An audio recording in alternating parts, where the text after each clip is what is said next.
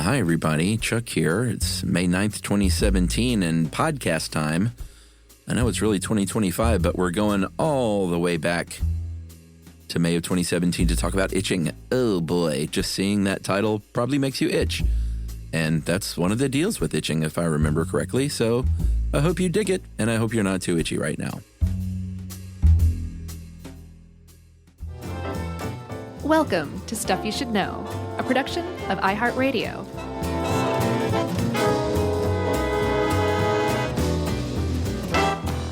Hey, and welcome to the podcast. I'm Josh Clark. There's Charles W. Chuck Bryant, and there's Jerry Rowland. So this is Stuff You Should Know, Scratching Edition.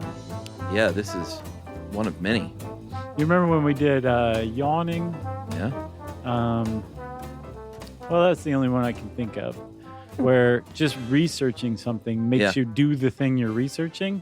This definitely happened with this one. Yeah, well, we ran across that in poison ivy and scabies for sure. Oh, yeah. And talked about some of this stuff, but I think we had an itch we needed to scratch. Yeah. With this particular topic. Well, I'm glad. I've been wanting to do this one for a while. Yeah, you did a video about this, right? Yes. A short video. No, it was 3-4 hours long. Okay. If I remember correctly. Does that mean we have to do this? Do I have to be here for the next 4 hours? Yeah, we have to just play the whole thing, and then we'll talk about it for an hour after. That sounds good. Okay. I think it was a brain stuff video, wasn't it? Yeah, I watched it. Did it scratch your itch? Yeah, I watched it yesterday. Oh, okay. Nice work. Thank you very much. You're just like... Now we finally arrive at what I was after. What, a compliment? Yeah. No, it was great. Thanks, man. So I guess the point of all that is to say you guys are going, right. My videos are the best. That you're going to scratch. You're going to feel an itch, which is one of the great mysteries of itches. It turns out we only very, very recently have started to get a handle on what itches are. Yeah. And there's still plenty of mysteries left to it. Like, for example, it's bizarre, and there's really no evolutionary reason, as far as anyone can tell, of why just hearing about itches or seeing someone else scratch can make you itch. Right. That's odd. That's weird. Like, or seeing a video of an ant crawling up an arm will make you itch. It will. But I mean, think about it. If somebody is sitting there, you see a video of some schmo who's got his hand like near an oven and he pulls it away really quick. It doesn't hurt your hand. It doesn't make you feel like burning. Your hand is burned. Nah. That doesn't happen. I don't even think that would excite mirror neurons like a leg break would. No. You're just like, what a stupid idiot. That's what it excites, you know? I hope that guy's hand just burns clean off. That's what I think, right? Right. Yeah. You sourced a couple of, well, we had our own article on howstuffworks.com. Yeah. But you also sent this great New Yorker article written by Dr. Atul Gawande. One of the best names in writing today. Yeah, that may be my new hotel name. Well, you may be thronged by science science fans, because that guy's pretty well known. Actually, I've never used to alias at a hotel. That's dumb. And I don't even know if you can you? I guess if you're a big shot, you can. Yeah, but you have to be like, I'm not Brad Pitt, I'm Atul Gawande. Right. But we'll get to some of the more interesting aspects of that article later, specifically a very specific patient that's quite distressing. So calm down for now, Atul's mom. But we'll get to it eventually. He did include a couple of neat historical tidbits. Like in 1660, there was and Germans are all over this thing for some reason. Yeah. You know, researchers that they're all German. They had the itch to explain the itch. I guess so. Yeah. The itch. Right. But there was a physician in 1660 named Samuel Hoffenreffer. Actually, that's my new hotel name. Yeah, that's a good one. He defined it by saying an itch is an unpleasant sensation that provokes the desire to scratch. Pretty simple. Yeah. But right on the money. It is, and actually it's so on the money that anywhere you look in the medical literature, whenever they define itch, word for word, that's the definition they use. The Hoffenreffer? Yeah, although poor Hoffenreffer doesn't get credit for it all the time, but that's the one. The only expansion of that I've seen is that can occur anywhere on the body, which apparently is true. I think Hoffenreffer he felt that was implied. Right. You know? He's like, it goes without saying. Yeah.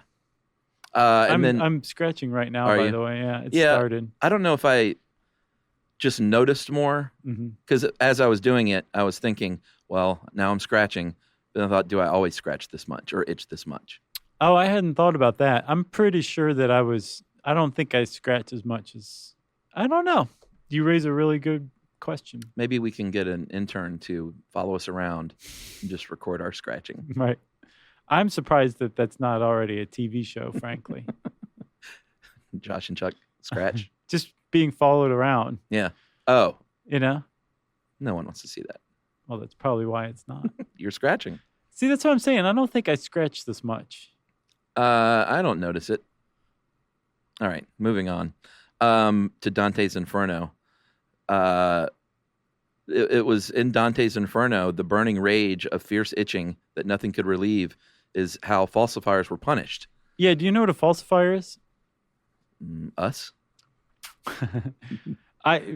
No, really, like, isn't that somebody who like bears false witness or somebody who falsifies a document or? I don't know. Is it just a fancy name for liar?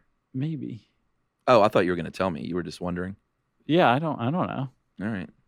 Well, I don't know what Dante meant, but they're bad people. Sure, apparently. There's a special place in hell for him, literally. Well, I guess actually not literally. Figuratively. Sure. Literarily.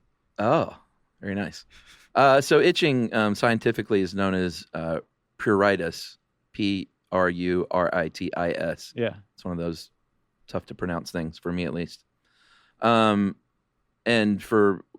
actually they still believe that the evolution of the itch was to help humans survive, basically, because so many things that can kill you in nature are things like mosquitoes or flies or spiders or fleas that can have like malaria or the plague or any number of diseases attached to their tiny little insect bodies. Right. So, hey, human, you've got a mosquito on your neck that could kill you. You might want to slap it or scratch. Yeah.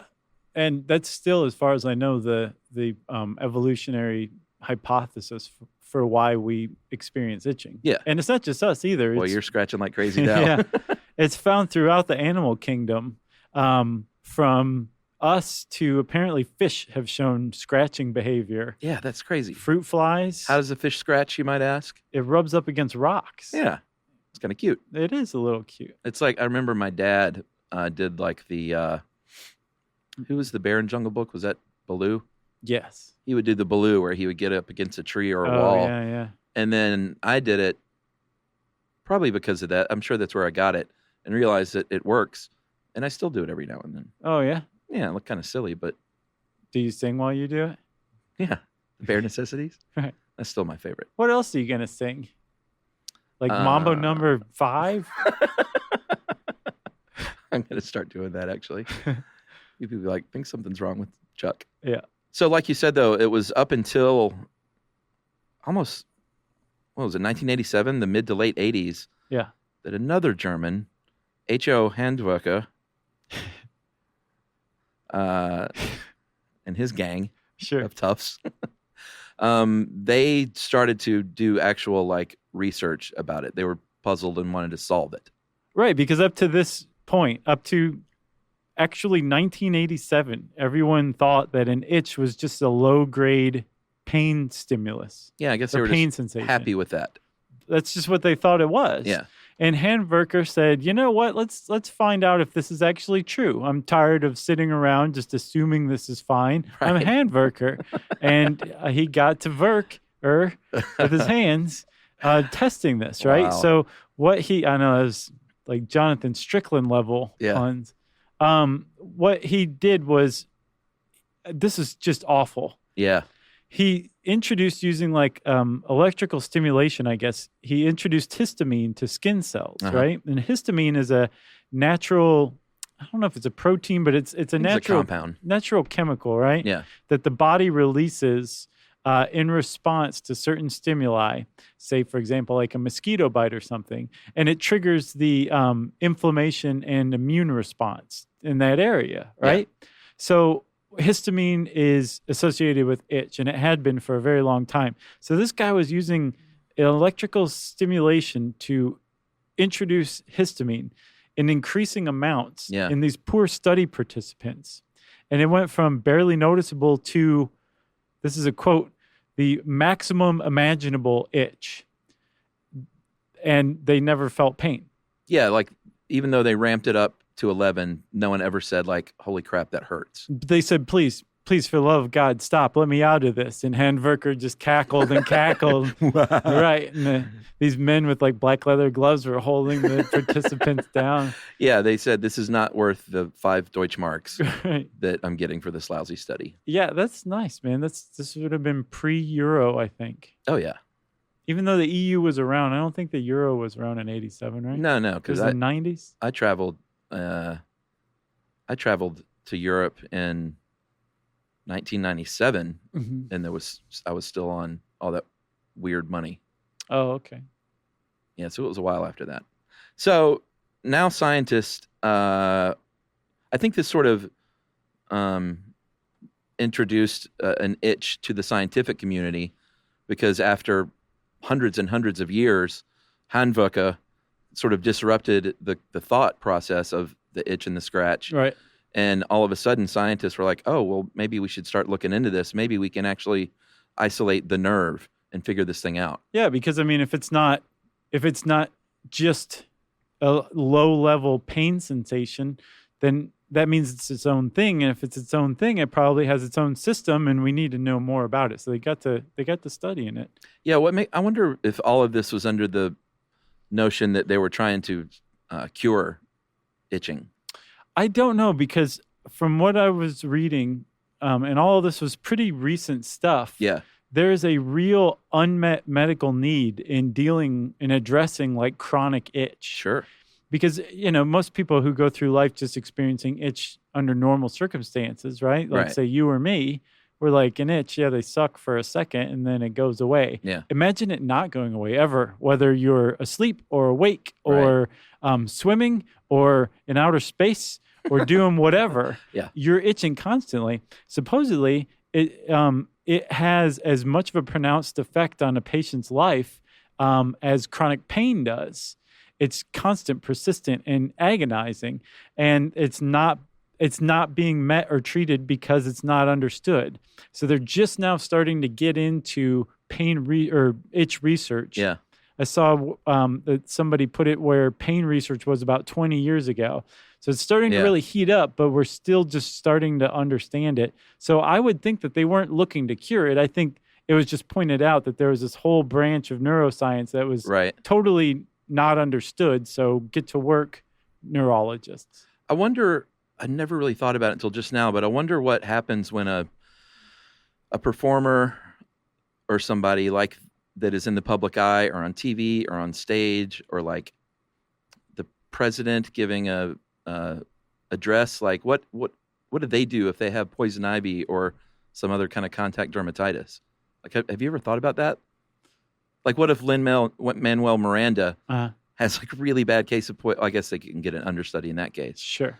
But you can't have an understudy as president. No. Which is too bad. You just go out there with your hands bandaged up, just holding them up. Like, how do you fight that poison ivy on camera? Or like a news anchor when they're just like, oh my God, I'm dying. I don't know.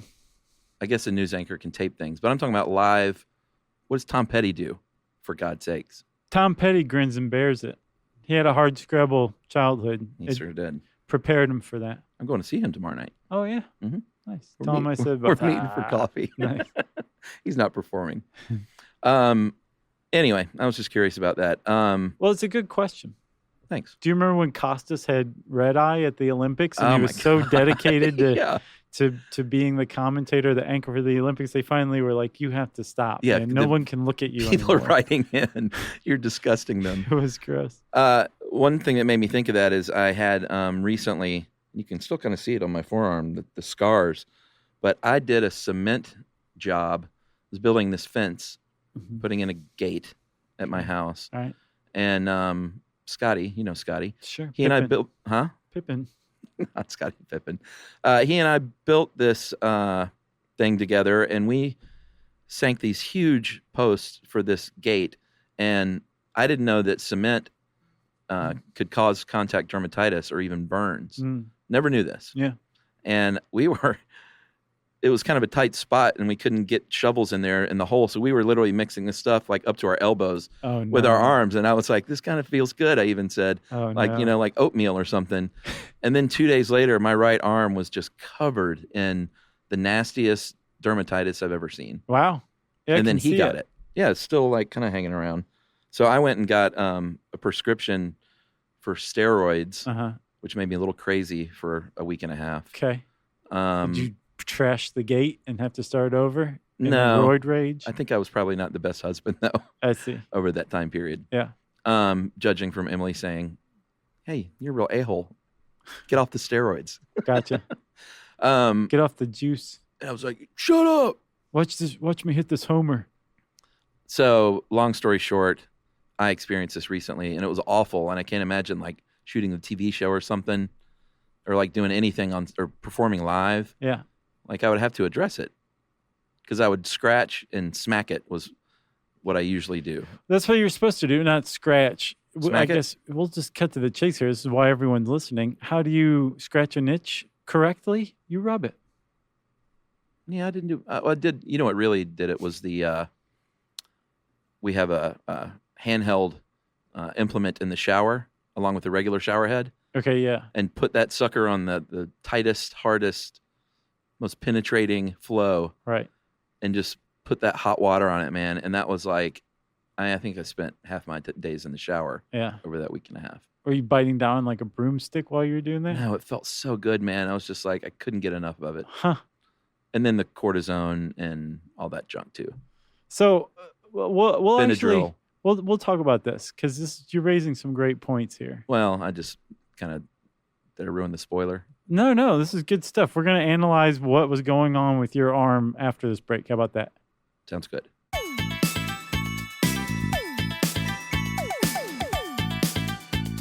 Stuff you should know.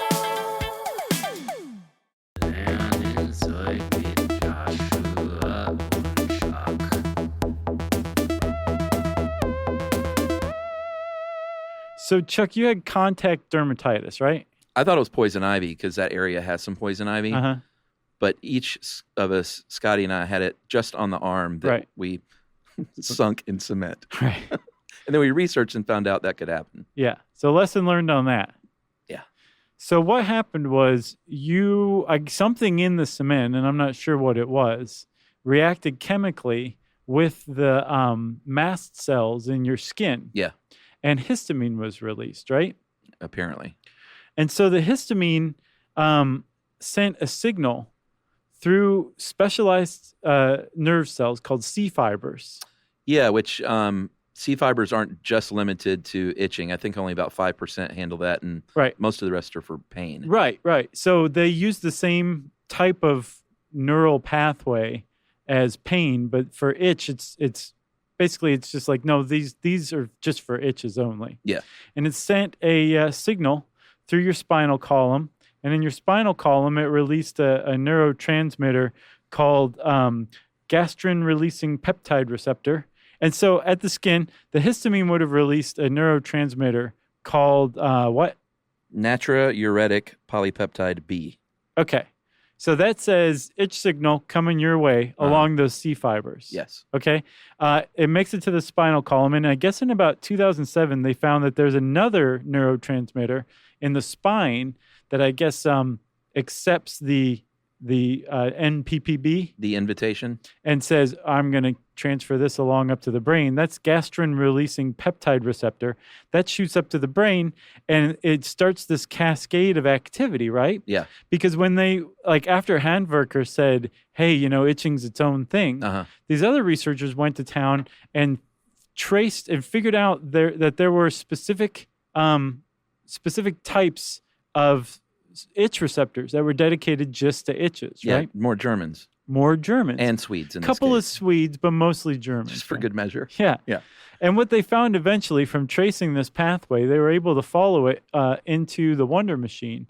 And apparently they made some people itch and would not let them scratch it. And then they had them lay down in an MRI, and they took a brain scan, and they found that there's this whole galaxy of stuff going on in your brain that combined is the itch sensation. Yeah, it was pretty interesting too. There's a signature pattern in the brain when you get an itch, and a few specific areas light up. One is a cortex, and it all makes sense when you put it together. Right. The cortex, in this case, just sort of geolocates where on your body you're getting that sensation. Right. So that helps. It's like left elbow. Yeah, or in my case, from right elbow to wrist. Right. And then a little bit in other places, but not too bad. That was the main area. Is this your cortex still saying this? Yeah. It's very complex conversation going on. And then the region, I thought this was interesting, the region that that governs emotional response. Mm-hmm. So basically this is your brain saying, like, I don't like this. This makes me feel bad. Yeah, it's the worst thing ever. Do something. And then finally the limbic and motor areas, and I thought this was the most interesting. Those areas process irresistible urges, the same ones that say, I want to smoke crack or I want to eat too much cake. Right. Says you have an itch that is unbearable and you need to scratch it. Right. And maybe go smoke some crack and eat some cake while you're at it. Because that'll help. Right. So I don't know. I thought that was all very super interesting when you combine that pattern. Yeah, that's an itch, and then followed by the irresistible urge to scratch it, which apparently research has shown those two do not happen independently. They're part of a cycle. Yes. There's something called the itch-scratch cycle, right? And so you have an irresistible urge to scratch the itch. It's weird if you think about it. Like, on the one hand, it makes sense where you sense that there's a really hot heat source that your hand is really close to. Uh-huh. So you have an irresistible urge to pull it back, but it doesn't feel like an urge. It almost feels like an involuntary reflex. Yeah, I think it's that quick. A scratch is almost like, I'm going to kill this itch. I can't wait to scratch it. Like you're almost exacting revenge on the itch for itching you, right? So a scratch it's an irresistible urge, whereas like pulling your hand back from a hot source or something is like an involuntary reflex. It just feels different. Like a scratch is its own thing. Well, it is. They kind of found that out. And Gawande, Dr. Gawande, pointed out something interesting too that I never thought about, is that you can have like that short collar rubs against your neck all day, right, and you might never notice it.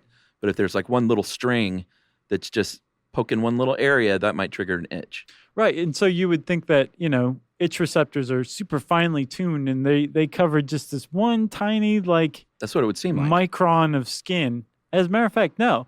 Apparently an itch receptor can sense itch stimuli like 3 inches away from it on the skin. That's crazy. Yeah. So they're really sensitive. Yeah, whereas pain receptors are that specific. Right. Down to like, millimeters. Yeah. And the other thing they found out too is that not only can they sense it from a few inches away, but it's a very slow acting thing. Right. Which, as opposed to like heat on the hand, like a candle on your hand, almost said candle in the wind. That's super fast, but that explains why an itch like is kind of slow to come and then slow to resolve by scratching. Yeah. It's not like you scratch it and you're like, oh, it's all better now. Yeah. It helps a little bit. So the itching it's a good strategy if you think about, say there's a mosquito on you and that's what's making you itch. When you go to scratch it, you're getting rid of the mosquito, maybe even smushed it or something like that. The problem's taken care of. The issue is that itch scratch cycle eventually becomes a vicious cycle, because when you scratch, this is what they think is going on. This is another mystery with itches. We don't understand how scratching alleviates an itch. Right. Or why we scratch, really, right? What they think, the current hypothesis, is that when you scratch an itch, you're stimulating other receptors in the area that aren't itch receptors. Yeah, so I got that, but what does that do? Just sort of like say, hey, body, don't worry about that for a minute.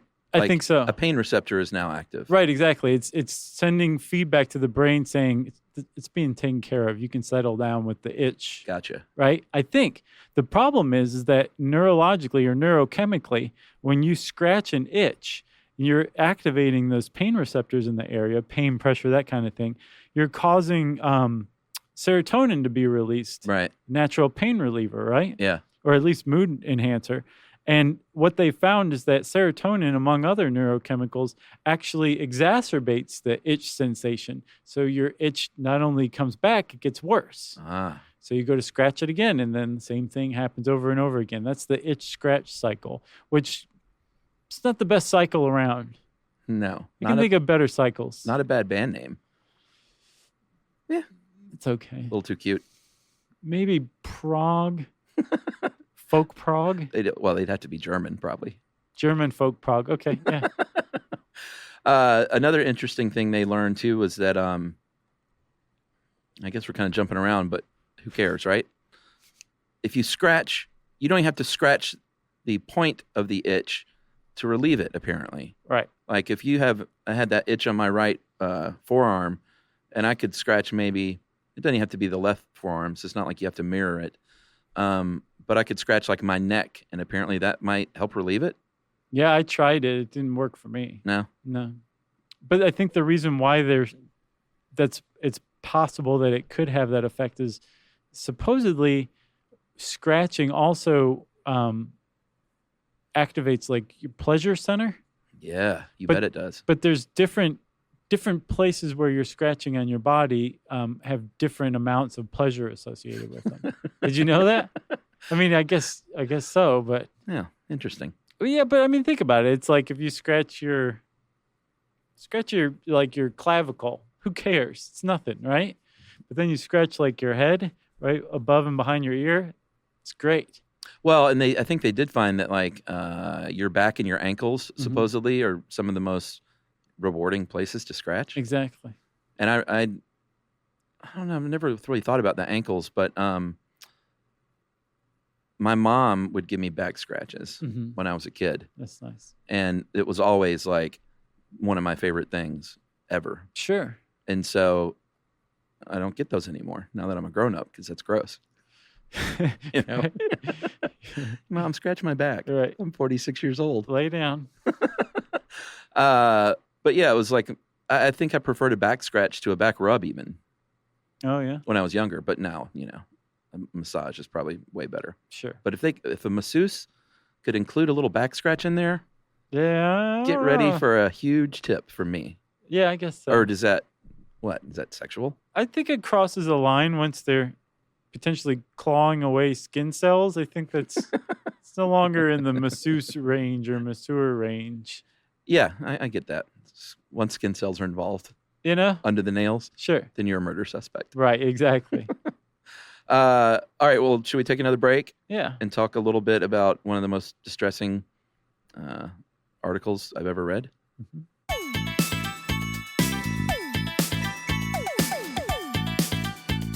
Stuff you should know.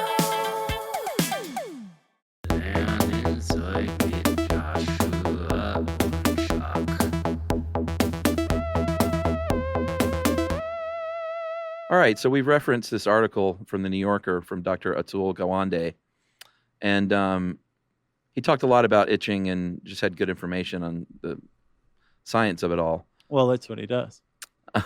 But most of the article was focused on a patient, a woman in Massachusetts that they named M for the article. Just M. The letter M. Right. In other words, she's anonymous. Yeah. And I think she was anonymous because she kind of had a rough go after her divorce. She ended up getting HIV from getting on heroin. Kind of spun out, it seems like, but then got her life back by all accounts, but ended up getting shingles as a result of HIV complications. Right. And the shingles went away, but the itching did not, to say the least. Yeah, I think the itching came after the shingles even. And at first her physicians were like, well, I mean, you damaged some nerves in there, so TS for you, I guess. Yeah. And then eventually, after treating it like all these different ways and it's still being scratching, they said, okay, you're crazy. How about that? Right. And she said, well, whatever. I still have this itch. Do whatever you need to treat it because I'm literally scratching this itch in my sleep. It was on her scalp, wasn't it? Yeah, it was on her head, and she kind of managed to control it during the day, but like you said, at night she couldn't control it. Right. To the point where I think she was like restrained in her sleep. That came after. Oh, okay. After they realized it's a problem because your brain is oozing out of your head. Yeah. Can you believe that? She scratched her scalp so much that she scratched through her skull. And she went into her doctor one day and said, they've got like this green fluid coming down. And then apparently the doctor fainted. The doctor didn't even say anything. He was just, she was like, excuse me, went and called an ambulance and came back and said, please lay down and don't talk or move or do anything else. And they finally told her after she was at the ER, you scratched through to your brain. Like that's your brain you're touching right now. The doctor's like, very interesting. Yeah. Just give me a second here. Or please. Oh my excuse God. Well, they gathered up all the other doctors and nurses. It was like, sure. Yeah, you got to come see this. She said also in this article, she said that she had a what do they call them? A roommate at a roommate. Yeah. So she had a roommate while she was like they treated it, gave her a skin graft, and then she scratched away the skin graft. Oh man. And then they finally were like, okay, you're going to an asylum. And she's like, do they even call it that anymore? And they're like, just shut up. Yeah. And they put her in this asylum and restrained her, like you said, while she was sleeping. Crazy, and she had a man. roommate in there. She said in the article, she heard didn't survive. He had scratched through his carotid artery and died, bled to death. Yeah. So they never really got to the bottom of this. She finally got a doctor. Like the doctors were like, it's something that had to do with the shingles. This is what we think happened, said her doctors. That the nerve endings around the area where she had shingles were so devastated by the shingles that there were just a couple of nerve endings left. And it just so happened that they were itch receptors or itch receptors. Bad luck. And that those were like really exacerbated by the fact that there was no other competing sensations. Oh. Ipso facto, there's your problem, right? So they said, well, we'll just cut the main nerve to your face, and that should solve the problem. They cut the main nerve to her face, and she said, "Thanks a lot." yeah, and then the itch came back, and she's like, "You have to be kidding me!" So finally, she met a doctor who said, "I don't think it's your receptors or the nerve transmission. I think it's your brain. Yeah, not psychologically. I don't think it's a psychosis. I think that the actual itch signal in your brain is being set off without any stimulation or transmission going on." Yeah, and apparently she was right. Poor but then M. they were like, "Good luck treating that." Right. You know. I didn't see much follow up on this. I did read one article that a follow up with Dr. Gawande, because there were a lot of skeptics after that article came out that said it's impossible with your fingernail, because she said she didn't use an implement. It's not like she got out a metal file. Right. To scratch through your skull. Right. And he said that his theory was that bacteria, it became infected, had eaten it away such that the skull became soft. Turned it to mush. Yeah. Yick. And then people also said, you don't have men and women in the same room in hospitals or asylums. That's false. And he said that it was like the room next door. And quit being pedantic. Yeah, really. Man. I think people just didn't believe it. So all these folks wrote into the New Yorker. So these coastal elites. Right. Said, no way. They said, a tool. Come on. So the idea, though, that even if this woman was hypothetical, I think Atul Gawande is a pretty upstanding cat and didn't make this up. But even if, say she was hypothetical, her problem, what the doctors initially thought it was that she had a neuropathic itch, type of chronic itch.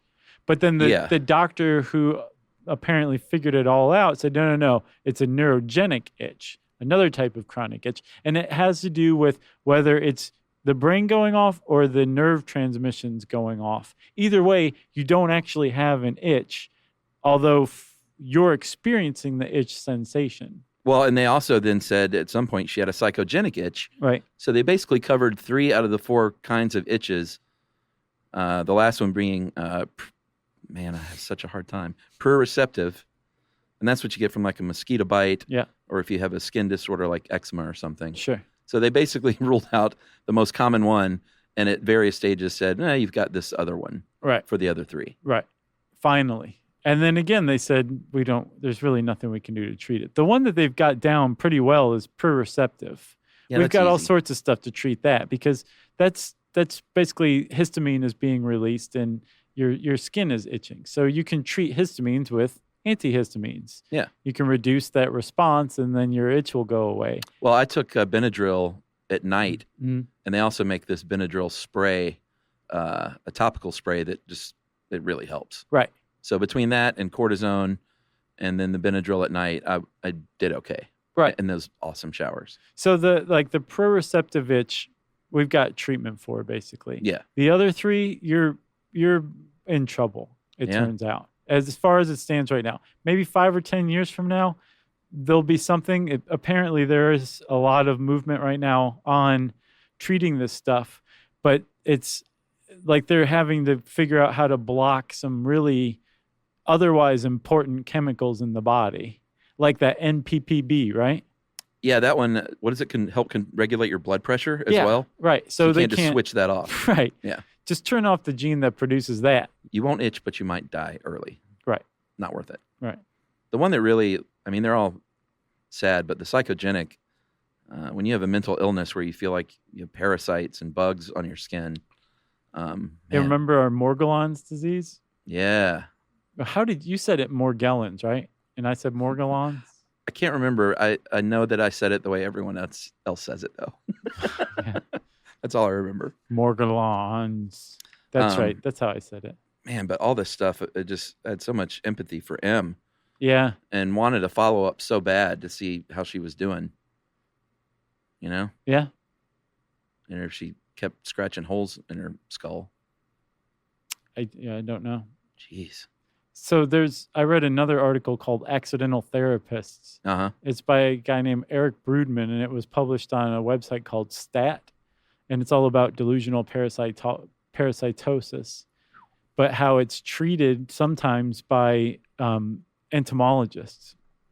You know, like those extension services at universities. Yeah. Here in the U.S., like state universities have what are called extension services, where like a scientist will just basically be there for the public to come talk to about whatever. Usually it's like household stuff or farm stuff, something like that. And apparently entomologists frequently are approached with people who are like, I've got these bugs like crawling all over me. Here's a sample of them. And it turns out it's like carpet fiber or something like that. And these people just can't stop itching or whatever. But it turns out that they have a delusion. They don't actually have parasites. My question is that our understanding of it now? And in 5 or 10 years, we're going to know that they had neurogenic itches and we just treated them like they were crazy, even though they weren't. Yeah. And it's going to be like a real blemish on the history of neuroscience. Maybe. Or will this idea of psychogenic itches, hold up? Yeah. I wonder. Did you ever see the Todd Haynes movie Safe with Julianne Moore? No. It was one of his first movies after the Karen Carpenter thing he did that wasn't like, it was a real movie, but it wasn't released. But Safe was very disturbing. It was about a woman who kind of slowly drifted into madness from believing that the world was poisoning her. Wow. And like household chemicals and everything. And it kind of started slow. And eventually she ended up at this kind of safe camp for people like her. Right. Very distressing movie. And one of her first movies too. I'll have to check it out. Yeah, it's really good. Oh, it's old? Yeah, it was early 90s, I think. I know what you're talking about. No, it's called The Road to Wellville. Is that what you mean? No, it's called Safe. Okay, I'll check it out. Yeah, it's good. Very distressing. I'm trying to think of any good And that movie. wasn't necessarily itching, but it was just like that psychogenic thing of like, I think everything in my house is killing me. Yeah, have you ever like stopped and thought about something and thought, there's the path to madness right there. I'm staring down it right now. I should probably not keep thinking about this. I don't really get like that. Oh, no? No, I'm very easily kind of led on to the next shiny thing. I got you. Which Oh, is like a good. bird. Yeah, Yeah. basically. That's probably for the best. It is. It has its drawbacks, though. What else you got? Well, one thing it says in here is that having someone else scratch your itch apparently does not do the trick. So you have to scratch your own itch. Yeah, I mean, somebody can. Like, obviously, like, you know, if you're like, a little left, up. Yeah, see, I Like, don't it know if I works. agree with that. Oh, man. Not you, them saying, Oh, right. like, I think it definitely helps. I think what they're saying is it doesn't have quite the same relieving properties as if you do it yourself. Oh, yeah, and if you could reach that area of your back, it would be better than that. Yeah, I guess so. I got a pretty good back scratcher now, though. Oh, yeah? What's it made of? Bamboo? No, it's metal, but it's telescoping, so it's not 2 feet long, Gotcha. but it can be. But it's metal?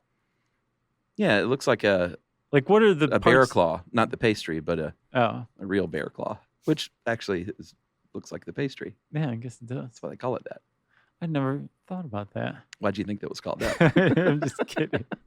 They actually should call it a bear paw. It looks more like a bear paw I than guess a bear it claw. does. I'm gonna try and bring that around. Unless you get somebody who like really goes the extra mile and puts almonds on the tips to make it look like the claw. Yes, and not just haphazardly scattered about the bear paw. Exactly. Yeah. That's the difference between a baker who loves their job and one who's just in it for the money. Yeah. A couple more things, Charles. Like we said, there's still plenty of mysteries around itches. Yeah. Why, say, does a feather tickle sometimes but itch other times? Uh-huh. Big question. They don't know. Right. But I'd like to know. Well, maybe the Germans will get active on this again. Yeah. They're the only ones who can solve it. Though only the Germans can save us. You got anything else? No, I don't. I don't either. Itching. Nice work. Thanks, man. Same to you. Thank you. And you haven't scratched in a while, so. No, I'm actually, I've been scratching the same spot and it's starting to get a little tender, so I'm stopping. Man, there's nothing worse in a movie. And I feel like I've seen this a few times in movies where someone is compulsively like scratching until it becomes a sore. Uh-huh. And then they're scratching it. It's just like, I Through can't to their watch that. brain. Well, yeah. So I guess the moral of this one is, what would Tom Petty do? I'll ask him tomorrow. If you want to know more about itching or what Tom Petty would do, you can type those words in the search bar at howstuffworks.com. And since I said search bar, it's time for listener mail. I'm going to call this one of the many emails we got on the swearing episode. Did you notice that? People really seem to like that one. Yeah, they did. Got a lot of response. Yeah. Mostly from fellow potty mouths, which were very filthy emails too, which were great. Yeah. And I responded in turn by cursing at them Sure. in my replies, Sure. which I hope they enjoyed. In all caps? No, I didn't want to be too aggressive. So this is from Emily Allen. Hey guys, longtime listener, first time writing in. Writing about swearing, I should start by saying that it's funny I'm writing about this episode because I almost never curse. And when I do, it's normally not a very offensive swear. However, your intro made me think of something interesting I wanted to share. You talked about how you really censor yourself during recording in order to keep your show family friendly. It got me thinking about how our jobs really shape our vocabulary, how we express ourselves. I noticed a major change in the way I speak since becoming a teacher. I primarily teach kindergarten to second grade students, and I found this really changed the way I express myself. For example, I try to avoid even saying things are dumb or stupid around kids. We'll often say, well, isn't that silly instead? This works in the classroom, but I often get laughs from friends and family when I refer to a situation as silly, like a disagreement with a colleague or something a politician does. There are other expressions I use with the kids that often slip into regular conversation as well. The most embarrassing, when I'm out and excuse myself to go potty. That always gets a laugh. Anyway, just wanted to share and thank you for all the great work you do. I've learned so much from listening each week, and I'm always excited to see the new episode offerings every Tuesday and Thursday. That is from Emily Allen. Thank you, Ms. Allen. Very silly. That was a very nice email. Yeah. If you want to get in touch with us like Ms. Allen did, You can send us an email, stuffpodcast@howstuffworks.com. And as always, join us at our home on the web, stuffyoushouldknow.com. Stuff You Should Know is a production of iHeartRadio. For more podcasts from iHeartRadio, visit the iHeartRadio app, Apple Podcasts, or wherever you listen to your favorite shows.